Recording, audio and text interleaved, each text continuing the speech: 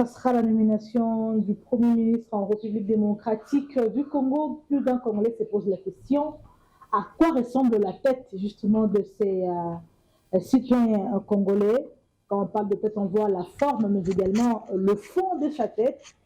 Est-ce que ce sera un homme intègre, un homme aussi politique et intelligent, ou ce sera un jeune homme méconnu de la politique, ou carrément nos bourreaux que nous connaissons déjà? On se pose la question et s'en suivant justement son gouvernement, un gouvernement qui vient justement déterminer la capacité de la force et de l'intégralité de la politique de M. Félix Antoine Tshilombo, qui s'occupe de la tête de ce grand pays, la République démocratique du Congo, mais nous ne pouvons passer outre cette actualité qui appelle la peine de mort déjà qui refait surface en République démocratique du Congo.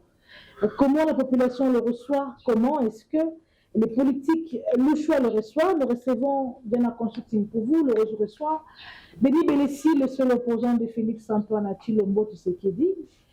Bonjour et bienvenue à vous, Denis Belessi. Bonjour, merci beaucoup. Pourquoi Denis Belessi est le seul opposant de Félix Tshisekedi au Katanga? Il y a une période qu'on m'avait abandonné, on m'avait laissé seul dans l'opposition. Okay. Les gens de Katoumi étaient partis avec Félix, et les gens de Mbemba étaient partis. Presque tout le monde. Et j'étais resté seul. Et c'est pendant cette période-là, j'avais saisi aussi l'opportunité de devenir la star numéro 1 de l'opposition au Katanga. Mais pas l'ennemi de Félix Tshisekedi, parce que j'avais fait aussi des propositions. Par exemple, l'état de siège, c'était venu de moi, on avait triché. Je n'ai rien bénéficié de cela. Mais ma proposition de mettre l'Est de la RDC sous état de siège. Vous devez avoir honte puisque ça n'a rien abouti, ça n'a pas marché, ça n'a pas mis fin à la guerre à l'Est. Non, vous ne devez même pas en parler. Non, on n'avait pas respecté les suggestions faites par Denis Belessi. À part mes propositions, il y avait des suggestions aussi. J'avais dit que si on met l'Est de la RDC sous état de siège, que tous les militaires qui iront là-bas ne soient pas originaires du Kivu, soit les anciens belligérants. On ne confie pas cette charge aux anciens belligérants. Mais dommage, aujourd'hui, l'Est est dirigé par les anciens belligérants qui étaient alliés de M23 et alliés aussi. Ce n'est pas le sujet du jour de Denis aussi. J'étais en train de parler tantôt de la peine de mort. Je crois que vous êtes informé, au travers Louise Mutombo, notre ministre de Justice et Garde des Sceaux, que la peine de mort fait surface en RDC. La haute trahison aujourd'hui, si vous le commettez, vous serez exécuté à froid, mais également d'autres groupes de terroristes en RDC également, ça les concerne. Eh bien, il y a plus d'un d'ailleurs, beaucoup de Congolais pensent que notre justice n'est pas en mesure de mettre cet état de peine, j'allais dire état de mort en RDC, la peine de mort justement en RDC en application, puisque la justice semble être faible. D'ailleurs, le chef d'État lui-même l'a reconnu. Pourtant, il y a des trahisons qui se font au sommet de l'État. L'âge de la RDC aujourd'hui, c'est vrai, le Rwanda nous attaque, mais en connivence avec nous-mêmes. Certains Congolais, moi je crois que, à mon avis, je crois que cet état des choses aiderait à la RDC de mettre hors d'état de nuire justement ces Congolais qui trahissent au plus haut point notre pays. Oui, le premier traître de la RDC, c'est celui qui favorise la tricherie aux élections.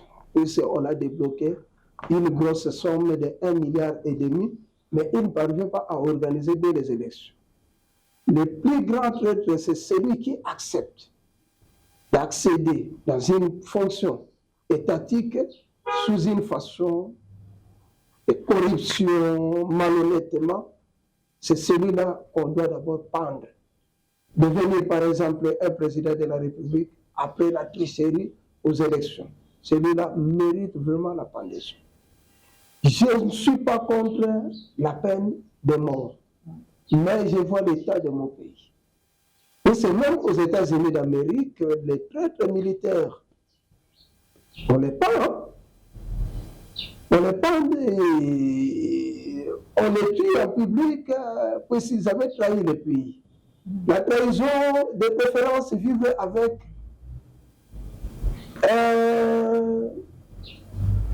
quelqu'un, un menteur, par exemple, que de vivre avec un hypocrite qui est un traître, qui accepte de détruire son propre État. Mais nous voyons le niveau de notre justice. On dit, avec cette justice, on va tuer les innocents. Vous pouvez vous imaginer, au proclame les élections, les erreurs commises par la CENI sont devenues encore plus graves à la Cour constitutionnelle. On nomme les gens qui n'étaient pas, qui n'avaient pas gagné les élections et passent. Députés, passent dans telle fonction. Vous ne pensez pas que pour ce genre de choses, il faudrait peut-être la prison, qu'on les mette en prison autant d'années et puis qu'ils sortent? Oui, non, pas sortir. Pas sortir. Il y a d'abord la peine de perpétuité. Pourquoi on arrête une personne? Très souvent, les gens qu'on qualifie en traite de peine de mort là, très souvent, ils sont aussi innocents. Après les années, vous allez découvrir que ce n'était pas lui. Vous pouvez vous imaginer si on allait tuer Edi Capel. Mais aujourd'hui, il ne devait plus servir le pays. Et on a compris que ce n'était pas lui. Ce n'était pas lui. Mais si c'était avec précipitation de les tuer, voilà, peine de mort, on n'allait plus vivre avec Edi Capel. Savez-vous que du temps de Moulele, quand on avait tué Moulele, bien qu'il avait fait la rébellion, mais sa rébellion était une revendication, parce qu'il voyait que Mobutu était devenu déjà, commencé avec la dictature dès le départ. Mais c'est en 1963, là, ce n'était plus même Kassavou qui dirigeait le pays, c'était Mobutu qui dirigeait avec le collège des généraux. Quand il dirigeait le pays, là, c'était déjà la dictature. Et Moulele a dit non, je vais prendre les armes avec la population. Vous n'êtes pas d'accord avec ça? Je ne suis pas d'accord. Et qu'est-ce qui était arrivé? Après avoir tué Moulele, Mobutu avait envoyé encore les militaires tuer toute la population, tous les villages. Pour vous, qu'est-ce qu'il faut faire pour ces gens-là qui trahissent? Moi, ici, je ne vois pas le détournement de biens publics, je ne vois vraiment pas... moi, je vois la trahison de haut niveau. Vous voyez, là, au sommet, par exemple, comploter avec les M23 pour faire la guerre à l'Est. Moi, je suis à ce niveau-là. Pour ces gens-là, vous pensez qu'il faudrait faire la prison parce que vous n'êtes pas d'accord avec la peine? Dans chaque rébellion, d'abord, a des revendications. On va poser des questions. Pourquoi ces gens font la rébellion? Admettons que nous avons un grand dictateur qui s'impose ici dans ce pays. On ne va pas les déloger. Il faut chercher les gens qui vont les déloger, puisque, à part ces moyens-là, on ne saura pas les déloger. Il va s'imposer. C'est pourquoi, pour moi, ce qui est à la base de tout ça, puis c'est à une période donnée, les gens prenaient toujours tous les présidents qui sont passés ici, à part Kassavou. C'était par le voie toujours des armes, ainsi de suite. Mobutu est entré, Mosé est arrivé, et Joseph est arrivé après le coup d'État, et ainsi de suite. Il a organisé les élections. Et pour éviter des troubles, des trahisons, des rébellions, il faut bien organiser d'abord les élections. Si on arrive au niveau d'organiser les élections qui seront démocratiques, transparentes et apaisées, on n'aura pas de rebelles. Nous parlons de la haute trahison aussi ici, M. Mais la haute trahison là vient très souvent, puisque les gens se sentent lésés, on dit non, les gens se sentent frustrés. Moi, quelqu'un comme Corneille Nangaa, selon vous, qu'est-ce qu'il réclame? Bon, dans ces revendications, il parle toujours de mines. Il parle seulement de mines. On a pris les mines, tout ça. Pour lui, je faisais dire, a pris ces mines, il a donné à ses frères. C'est ça, c'était sorti de Corneille. Adam Chalot également a rejoint Corneille Nangaa. Vous pensez que ces gens ont raison de faire la rébellion contre leur propre pays? Non, la motivation d'autres personnes, on ne connaît pas. La motivation, quand on fait la rébellion, on voit la motivation des gourous. C'est lui l'acteur principal de la rébellion, mais les reste, ce sont des suivistes. L'auteur scientifique, comme on dit. Oui, les autres sont des suivistes. Ils n'ont aucun plan à donner là-bas, ils ne disposent pas de moyens. Mais ils sont là, ils peuvent travailler dans la division de la rébellion. Pour vous, ces gens-là méritent juste la prison, mais pas la peine de mort. Mais on devait quand même réhabiliter d'abord des prisons. Vous savez que la RDC, c'est le pays qui avait beaucoup de prisons. Si vous arrivez au Congo central, il y a la prison de Boulambomba, Louvou. Donc, il y a beaucoup de prisons là-bas. Vous arrivez à Bandungu, précisément à Maïnombe, il y a beaucoup de prisons là-bas. Il y a la prison de Berungo, du côté Oshué. Il y a des prisons, par exemple, à Imongo là-bas, il y a une grande prison. Vous arrivez à Nebo, il y a une grande prison à Nebo là-bas. Vous arrivez partout dans la République, il y a des prisons. Vous allez à l'Équateur, en Ghana, Itafela, toutes ces prisons-là sont les prisons qu'on doit réhabiliter et mettre ces gens là-bas dans la prison à vie. Vous commettez des forfaits au Katonga, on vous amène à la prison au Bandundu. Exactement, dans le temps, c'était comme ça. Et les membres de famille ne te verront plus. On vous amène ici à Bolo. C'était terrible. À la place de la peine de mort, c'est ce que oui. On vous amène ici. On va continuer l'instruction toujours des dossiers. On doit continuer les enquêtes. Très souvent, les gens qu'on a sacrifiés, les gens qu'on a tués comme ça, on les a sacrifiés, ils sont des victimes expiatoires. Si nous prenons par exemple, même quand on avait arrêté ces mots, quand avait-il fait du mal, mais on l'avait condamné jusqu'à ce qu'il était mort ici. Tous ces gens-là, même les martyrs qu'on avait tués à Kinshasa, qu'est-ce qu'ils avaient fait? Et vous savez que parmi le plus grand regret d'Étienne Tshisekedi, mon leader charismatique, c'est d'avoir été le ministre, vice-ministre de justice quand on avait tué Lumumba. C'est Liaou qui était le ministre de la justice. Mais Étienne Tshisekedi était le vice-ministre. Pourquoi un regret alors? Pourquoi un regret? Non, c'est juste aujourd'hui, on le condamne. Et aujourd'hui, Lumumba est héros, c'est-à-dire qu'il était innocent. Et deuxième chose, quand Oba est le membre de son gouvernement, 4 personnes qu'on avait tuées là-bas, Étienne Tshisekedi était le vice-ministre de l'Intérieur. Et les gens l'accusent que c'est lui qui avait signé. Mais il le regrette en tant qu'homme. Et vous pensez que c'est facile, hein? Il est déjà mort. Non, vous pensez que c'est facile? Comment est-ce que vous savez que Tshisekedi est en train de regretter? Vous l'avez. Mais je suis son adepte dans toutes ces accusations-là. Oui, les gens. Comment il est décédé? Il Non, il y a une période à la conférence nationale souveraine, même Liaou, qui était son ministre de justice, avait posé cette problématique dans leur discours à la conférence nationale souveraine. Il a posé des questions.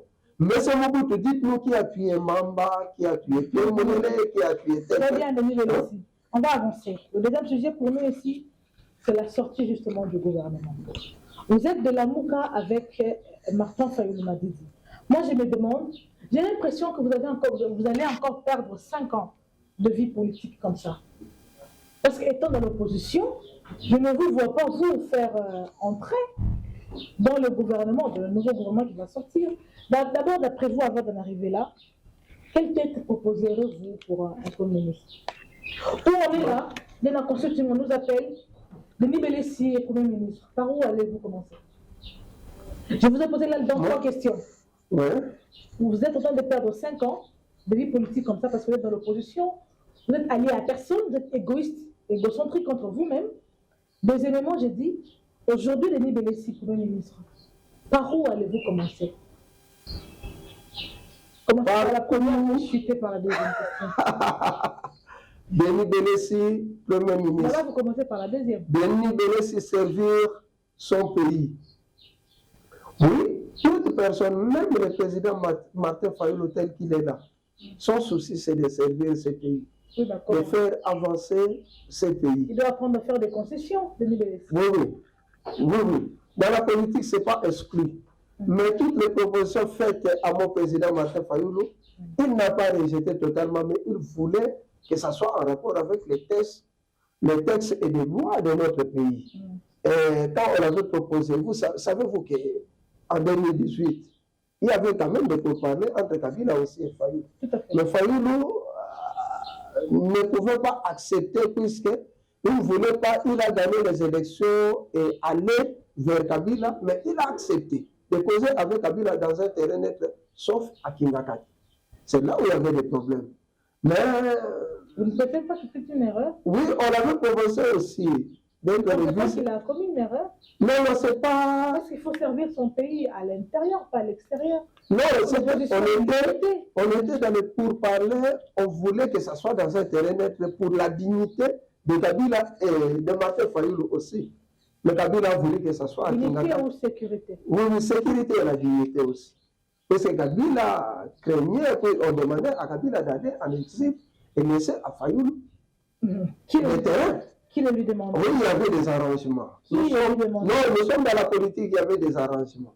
Et pratiquement, Denis Bédé peut se réveiller comme ça, Oui. avec son profil et perspective et logique. Et c'est un monsieur qui est aussi rationnel comme son leader Martin Fayoulou. On dit, bon, sauvons le pays. Je vais sauver ça. Denis Bédé, encore faisons. Quel serait votre gouvernement d'abord? Le gouvernement, j'aurais un gouvernement de 33 ministres et 7 vice-ministres. C'est qui sera au ministère de Défense, par exemple? Le ministère de Défense. Vous le donnerez à qui? Je commence d'abord à l'intérieur d'abord. J'aurai 3 noms. Et je vais proposer d'abord, on va discuter aussi avec le chef de l'État. Le premier? Baramoto. Le deuxième? Le général Baramoto, deuxième. Le professeur Kaou Maloufoun. Ok, le troisième. Kanyama, général Kanyama. Ah, ok. Oui. Et à la justice? À la justice, maintenant, je vais prendre Kanyama. Encore? Non, l'autre Kanyama qui était le procureur ici. Ok. Je prends Kanyama qui était le procureur ici. En justice, le ministère de la Justice, il faut chercher quelqu'un qui est fort en matière répressive, qui peut arrêter sans compromis. Ce sont les gens pareils que nous avons besoin. Puis c'est dans le temps, on avait connu Kengo Adono et Nsinga Oju qui ont fait la preuve. Et la fois passée, vous avez ajouté aussi, parmi les gens que vous aimiez aussi, le Zolobambi. On peut aussi les retourner là-bas. Il fera un bon boulot. Ça, c'est vrai. Si pas le Zolobambi, dès que l'âge, on peut prendre aussi Vundao et Tepemako, malgré son âge. Qui sera votre porte-parole du gouvernement? Le porte-parole du gouvernement, je vais prendre. Il y a un journaliste que j'aime beaucoup, Laurel Kankole. Beaucoup de gens ne le connaissent pas. Laurel Kankole, en athlète. C'est un éditeur qui est très intelligent. Très bien. C'est tout? Non. Si on me demande le ministère des Affaires étrangères, il y a quelqu'un qui est aux États-Unis, notre ambassadeur de la RDC, Zeno Mukongo. Et Zeno Mukongo a travaillé à l'ONU, il a travaillé dans les organismes. Pour ça, il faudra avoir un agenda aussi chargé. Zeno Mukongo a le profil réel. Même si on ne me nomme pas Premier ministre, admettons, on prend une autre personne, le ministère des Affaires étrangères, on donne à Zeno Mukongo. Et il y a aussi une personne que le président Félix a nommé ambassadeur du Japon. L'actuel ambassadeur de la RDC au Japon ne mérite pas d'être ambassadeur là-bas. Il a fait 33 ans au Japon, numéro 1 dans l'architecture de notre pays. Après Talanga, c'est lui. Au Japon, il n'y a pas beaucoup de Congolais pour qu'on les nomme ambassadeur là-bas. On les retourne ici en RDC, on lui donne, par exemple, travaux publics. Ce qu'on appelle aujourd'hui la reconstruction. Il peut le faire bien. Il peut le faire bien. Mon gouvernement, je vais me battre premièrement maximiser les recettes. C'est ça le grand problème. Au budget, vous mettrez qui? On doit avoir beaucoup d'argent. Au budget, je vais mettre l'ancien DG c'est qui? Mapata Bangala. Celui-là mérite d'être le ministre du budget de la RDC. Mapata. Au plan, je vais mettre. Déjà votre gouvernement. Au plan, je vais mettre Tchani. Noël Tchani. Où c'est? Il a de bonnes idées malgré son problème de père et de mère là. Mais si on donne à Noël Tchani le ministère des plans, vous allez voir. Oui. Et il y a le ministère que je vais changer, la dénomination. Par exemple, affaires étrangères. On va commencer à appeler la politique internationale et la politique étrangère et relations internationales. Ça revient au même? Oui, je vais supprimer maintenant le ministère de la coopération régionale. Pourquoi? Ça ne sert à rien si vous avez un ministre des Affaires étrangères. Et aux finances, vous mettrez qui? Le ministère des Finances, on doit prendre quelqu'un qui a fait quand même la preuve quelque part, surtout à la DGI, au bureau, dans les régies financières en réalité. Okay. L'actuel DG de la DGI, ensemble avec Abdo Etina. Donc, l'actuel DG de la DGI, Barnabé, il sera ministre des Finances. Exactement, puisqu'il a fait ses preuves là-bas. À la DGI fait des recettes de 5 milliards de dollars. Une proposition au Premier ministre entrant pour qu'il sache. Et Abdo est-il lui, même Kofi Olomide. Pourquoi on ne l'a pas mis? Non, Kofi Olomide, vous savez que nous avons le problème de tourisme et d'hôtellerie. Ok, vous le mettez où lui? Oui, on est dans le ministère de tourisme et hôtellerie. Vous allez voir, ne voyez pas seulement la musique. On voit l'intelligence de la personne. On prend Kofi, on le nomme. Vous allez voir les changements. Et la culture de l'événement. Parce qu'on néglige souvent ce ministère. C'est le ministère qui a beaucoup d'argent. Ça, c'est vrai. Tourisme et hôtellerie. Répondez à ma question et à la culture. À la culture, je vais te prendre. Vous n'êtes pas sérieux, Denis Bélé. Je vais te prendre. Vous n'êtes pas sérieux. Et vous allez travailler avec une femme. Vous allez travailler avec une femme. Madame Nicole. Nicole qui? C'est Nicole Kamiembo. Chantal Kamiembo. Chantal. Maman Chantal? Oui. Très bien. Oui. Mais maman Chantal, quand on avait cet âge-là, elle était notre sœur préférée. Hein? Avec la beauté qu'elle avait, quand elle passe là, il faut attendre. On va finir les Bélési, on va finir. Alors, écoutez, maintenant là c'est une phase décisionnelle que le pays plutôt, la RDC est en train de traverser. Vous pensez-vous que c'est important qu'aujourd'hui, que ces premiers ministres viennent de l'opposition? Parce qu'il y a déjà certains noms qui sont cités. On vous cite Matata Mpogno, d'autres qui pensent aller même dans UDPC allié le frère Liaou, le fils Liaou, il y a beaucoup de noms. Vous pensez que pour mieux gérer ces pays, pour mieux justement conduire ces bateaux jusqu'à bon port, il faudrait que les premiers ministres viennent de l'opposition? Déjà qu'il m'en sort, ça voulait exclu, vous le savez. Non, Fayoulou ne pas exclu. Il n'a pas, il n'a aucun parlementaire. J'ai une autre option. Pour moi, pour finir avec tous ces problèmes, savez-vous que du temps d'Étienne Tshisekedi était la solution. Mais chaque fois, on refuse. Pour moi, quelqu'un qui a des profils et perspectives, mais c'était pas Martin Fayoulou. qui va bien travailler avec nous, ils peuvent aussi dialoguer. On prend Fayoulou. Bien que beaucoup de gens décidés ne sont pas pour cette position que je prends. Justement, ça serait un premier ministre sans un seul député parlement. Il n'y a pas question. Il ne va pas s'affaiblir. Il est le chef du gouvernement. Il n'est pas le chef du parlement. Le premier ministre peut venir de n'importe où. Il n'était même pas consulté par le CG. Alors, Kabou, ce n'est pas Kabou qui va le consulter. S'il faut Fayoulou, ils vont dialoguer. Et d'ailleurs, vous savez que ce pays ne marche pas. Pourquoi? On avait fait une bonne proposition. Répondez à ma question. Pourquoi pas Moïse Katumbi Tchapo? Lui, au moins, a beaucoup de... Moïse Katumbi était déjà parti. Parti où? Félix a essayé avec Mbemba, ça n'a pas marché. Juste aujourd'hui, il n'y a pas de solution. Il a essayé avec Vital Kamerhe, il n'y a pas de solution.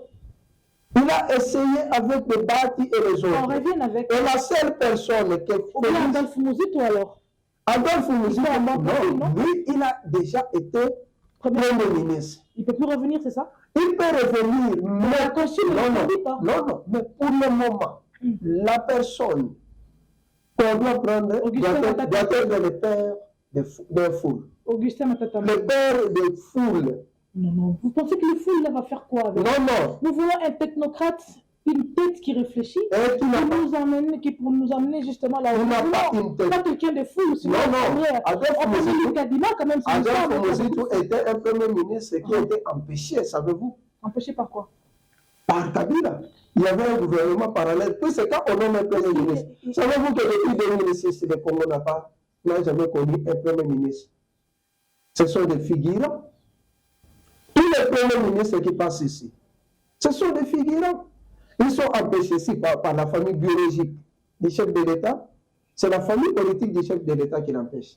Quand Adolphe Mouzit était Premier ministre, Matata Mponyo était vivant. Et qui, Tatouma Manké, était vivant. Il y avait un grand gouvernement parallèle. Mouzit ne pouvait pas se déplacer, aller même dans sa province d'origine de Bandung. Il n'était pas arrivé. Ce sont des révélations là. Oui, parce qu'il était figurant. Ça, on connaît ici. C'est un figurant. On ne connaît même pas son programme, on ne connaît pas ce qu'il pense.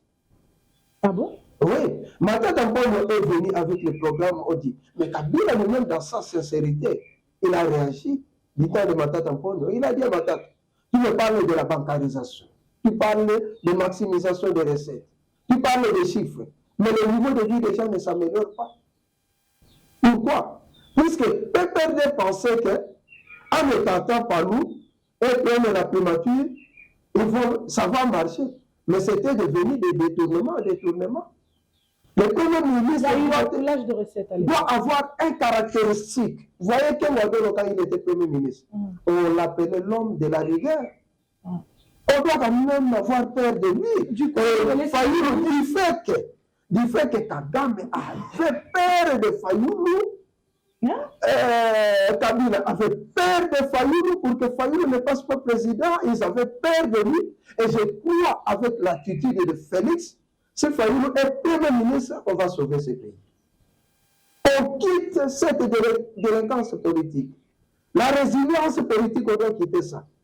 Qu'on accepte, qu'on consulte Fayoulou. Par Félix lui-même, il discute. Et d'ailleurs, ils sont les membres d'une même église et la spiritualité aussi compte. Ça, c'est bien. Vous n'êtes pas fatigué de suivre Fayoulou. Fatigué pourquoi? Je suis au Lumbashi, ça fait autant d'années. J'ai écouté la alors que vous n'avez rien. Oui. Vous bénéficiez. Il ne me donne rien. Hein? Et vous continuez à le suivre. Je vous dis que... Pourtant, lui, il a fait des out, il a ses véhicules à gauche-droite, il gagne sa vie, vous restez là. Le président Fayoulou ne m'a jamais donné même 10 francs dans ma vie. Mais j'aime les idéaux. Je m'attache à lui pour sa conception politique. J'étais moi-même palou.